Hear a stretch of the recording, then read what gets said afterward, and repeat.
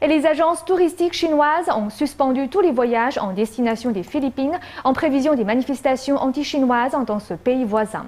Pendant ce temps, les pêcheurs philippins évitent les eaux contestées par crainte que les tensions entre les deux pays ne se détériorent encore.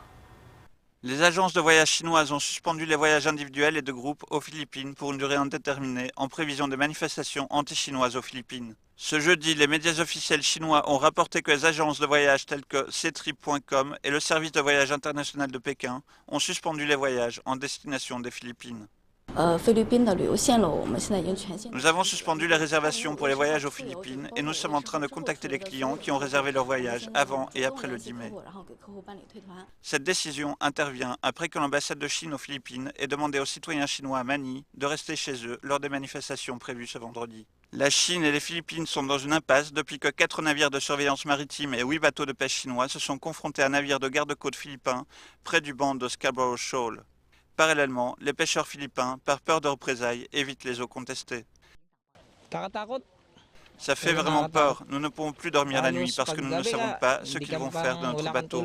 Ils pourraient le faire détruire.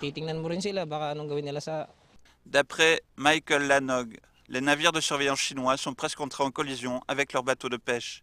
Selon lui, il s'agissait de les intimider et de les garder en dehors du lagon contesté. Connu sous le nom de Scarborough Shoal aux Philippines et sous le nom de l'île de Huangan en chinois, les eaux contestées se trouvent seulement à 140 milles au large de la côte nord-ouest des Philippines. Beaucoup de pêcheurs philippins sont à la recherche d'un emploi temporaire en raison de ces conflits qui les laissent sans aucun revenu.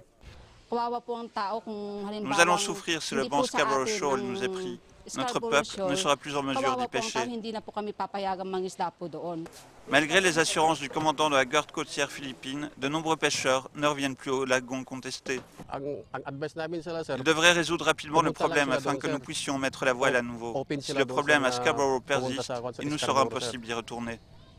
La Chine a depuis longtemps des divergences territoriales avec les pays de la région de la mer de Chine méridionale, tels que les Philippines, le Vietnam, Brunei, la Malaisie et Taïwan.